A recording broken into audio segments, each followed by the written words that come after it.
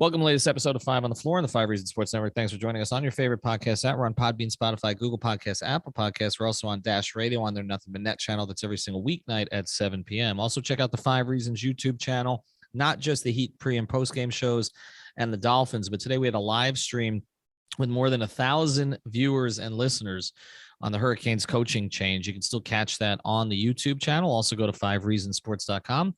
That's where you get the latest from my co-host tonight, Brady Hawk, and others with no paywall. Also, check out the great sponsors of the Five Reasons Sports Network.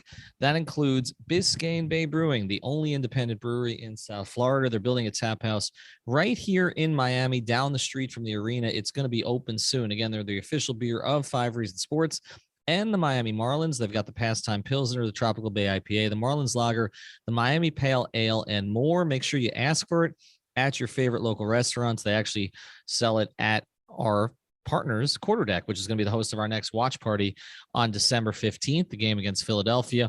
So check out Biscayne Bay Brewing. Go to the website, find out where you can get it. Whole Foods, Publix, Winn-Dixie, and more here in South Florida. And now, tonight's episode. Down to Biscayne. Five on the floor, ride for my dogs. Where here's the thing, you can check the score. Hustle hard, couple scars, wearing bubble frogs. Just like Butler said, you in trouble, y'all. Kept the floor playing, got it all banned. Y'all seen the block, stop with one hand. And Pat we trust, it's power have the guts. We're here to bring the heat, y'all can hang it up. Welcome to Five on the Floor, a daily insider show on the Miami Heat and the NBA, featuring Ethan Skolnick, Greg Sylvander, and Alex Toledo, plus others from the Five Reasons Sports Network.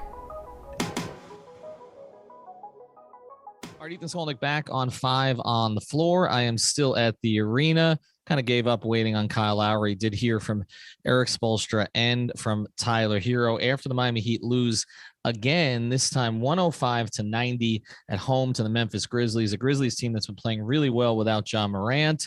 But tonight, not much from anybody but Tyler Hero. Hero had 24 off the bench. Jimmy Butler had 10 points, 5 rebounds, and 4 assists before he finally left the game. He bruised his tailbone again early in the game, tried to play through it, even dunked, but was noticeably bothered by it.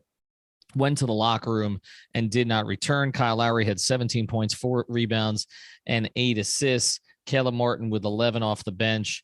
Duncan Robinson with 10. Not much again from anybody else. Memphis Grizzlies led by Dylan Brooks and Desmond Bane, both with 21. Now tonight, my co-host is Brady Hawk. His appearances here on Five on the Floor are brought to you by our friend Eric Rubenstein. Eric is an attorney.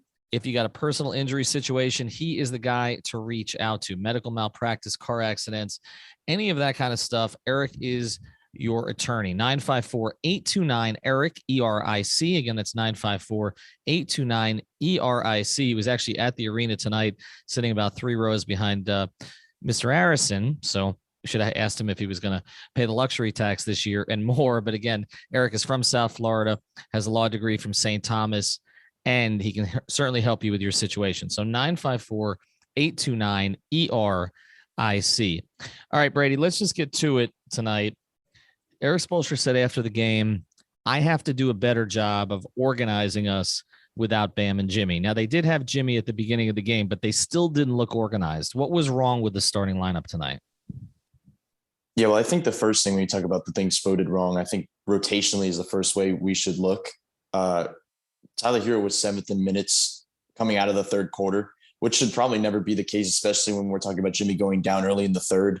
That should just never be the case. The other guy, Max Strus, didn't play. He played 3 minutes up until garbage time. It just seemed like there was like some off things. I think the thing with Spo is obviously he's leaning defense, like Gabe and Caleb. They're going to go to that defensive structure with the zone. But it feels like in games like this, you're not going to win it with some two-way guys that are good at playing defense. And obviously they played well, but it seems like you have to try and match them offensively. And I feel like when you put Tyler out there for longer stretches, obviously that's going to happen. I feel like Max can give you a boost in that area. But as much as we look at the depth of this team and look at Gabe and Caleb, like they are giving you more than enough that you need. It basically is on the top guys. Jimmy, as you mentioned, going back to the locker room, like he, even before the fall, which was the worst case scenario, he did not look right, even almost. Like even before that point, he was not running right. He was kind of just like I said, running in a weird position. And then obviously the fall, the worst possible case scenario, as Spoelstra said after the game, falling on that spot. It got worse and worse from that point. It just feels like they're going to need extra production. Kyle Lowry tonight, 40 minutes is just kind of crazy. You mentioned the stat line. Like, it feels like you need more in a lot of ways. Like, 40 minutes is a long time to be out there and not really pick your spots. 9 shot attempts in those 40 minutes. Jimmy Butler played pretty much half of those minutes, half of that, and had 13 field goal attempts. Like, obviously it wasn't great, but at least he's getting them up.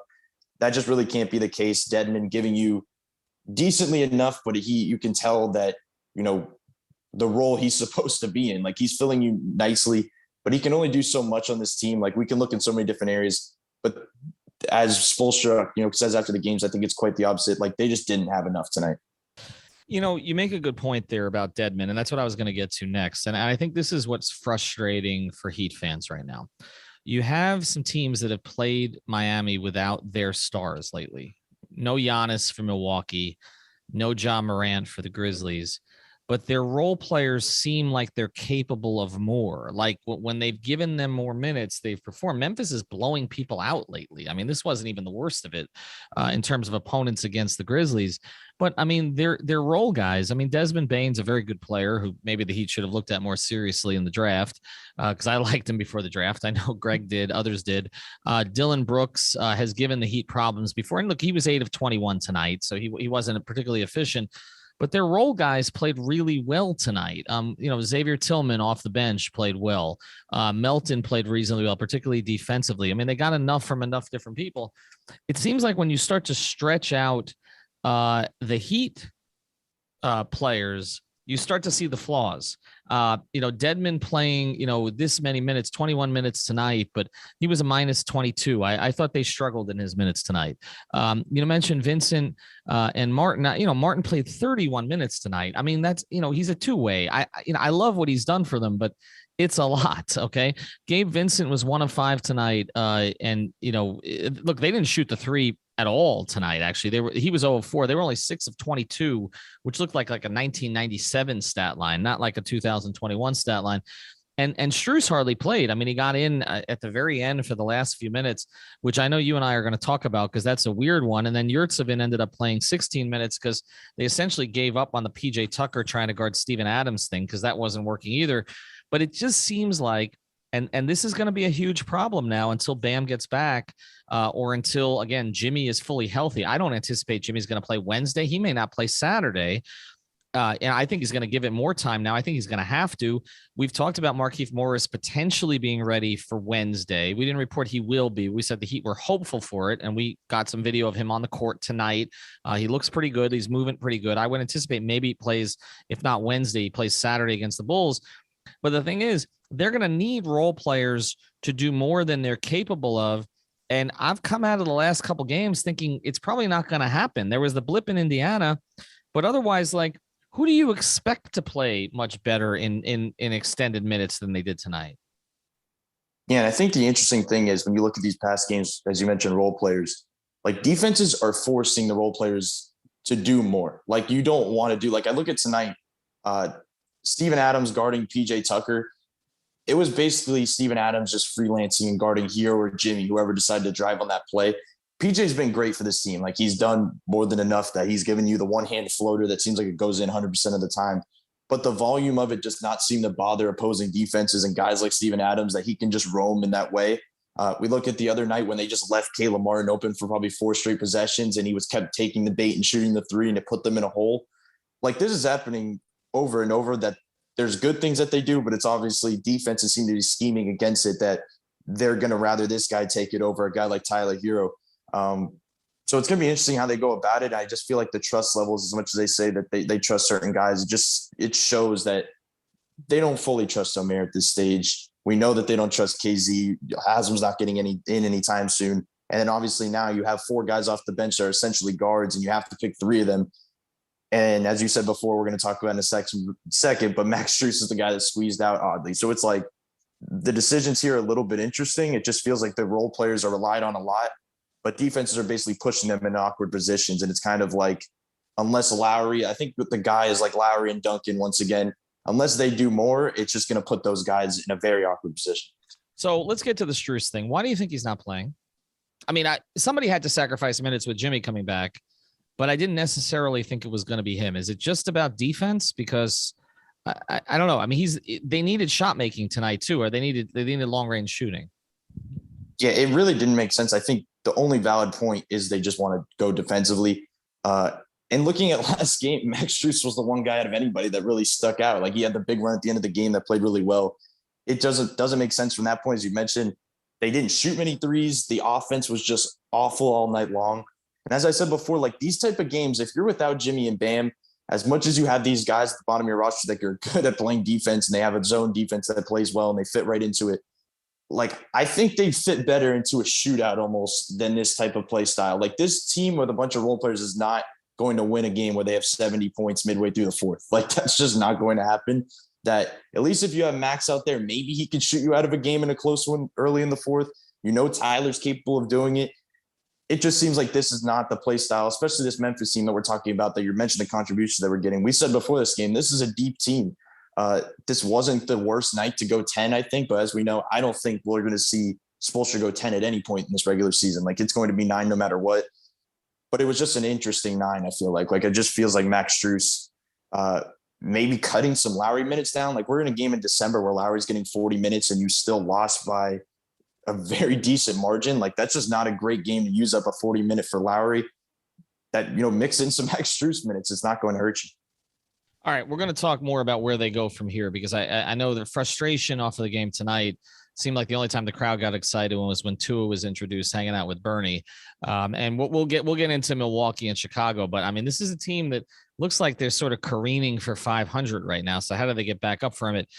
We do want to tell you though, if you want to make yourself feel better, go to therapistpreferred.com. Use the code 5RSN. That's where you get 25% off using that code 5RSN for the best CBD, whether you want the tincture, whether you want the sports cream, the gummies, or anything else there on the website, you will get 25% off all of it. It helps with recovery. It helps with sleep. It might even help you get over tonight. So go to therapistpreferred.com. Use the code 5RSN. That's our 25% off. That's the best deal that they offer. And again, it's great stuff. We got a bunch of people who are renewing it consistently. So go to therapistpreferred.com. Use the code 5RSN. Let's get to where they go from here. They're playing a Milwaukee team in 2 nights at home that just blew them out without Giannis. I would anticipate that Giannis will be back by Wednesday, which isn't going to make things much easier, which also creates this problem now if you don't have Jimmy still, which I don't think they're going to have him, that you put Tucker on Giannis. You really have nobody to guard Middleton. You probably have to put Hero back in the starting lineup, which I guess means Strus gets the minutes. It doesn't feel like this is going to end anytime soon. Like I Spoelstra talking tonight about, you know, I have to do a better job getting us organized and all the rest of this. Like I can usually tell when Eric feels he has an answer. I don't feel like he has an answer right now. And I almost think that the Jimmy kind of in or out thing is hurting right now. Like when you know you don't have him and you have to play without him for an extended period of time, you might be able to create something, but you already don't have Bam and you don't know if Jimmy's in there or not. It kind of confuses Tyler's role a lot too. Like how does Eric simplify this thing to keep them competitive? Yeah, I think for one, the Giannis thing, he most likely will be playing. I think he played tonight and he had a big game. So that's going to be an interesting matchup for them. I think starting lineup wise, I wouldn't be surprised if they go Caleb over Tyler. Like I feel like they matchup wise, you can at least throw Caleb on a guy like Middleton and feel comfortable with it defensively if you don't have Jimmy. And then you can go Tyler Strus off the bench. But it is going to be interesting the way they go about things. It just feels like in these games, and I think this is what we're going to say moving forward. And I know this is looking back a little bit, but this team, I don't want to have the starting lineup hero debate because I don't think that's going to change anything. But it just feels like this team tries to buy time for him to come in too much. Like there's not many teams that wait and say, we have to buy time for our 6th man to come in and save us. Well, they were down 20-6 tonight, Brady. That's the thing. Like they were down 20-6. Their energy changed when he came in, particularly when he started playing minutes with Jimmy. And so I do think they've got to rethink this, like without Bam. Like I have been against the idea of Hero starting, and I've been in favor of him coming off the bench. But you're right. I mean, they're falling behind by so much, and they've got so many non-factors offensively in the starting lineup. If you're starting Dedmon and Tucker, you can't play through either of them.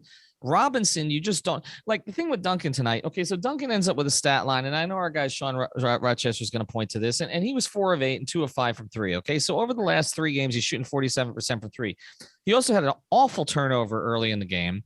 He blew a layup. I mean, totally skunked a layup, which the whole crowd totally got down on him and got down on the whole game, like from that moment.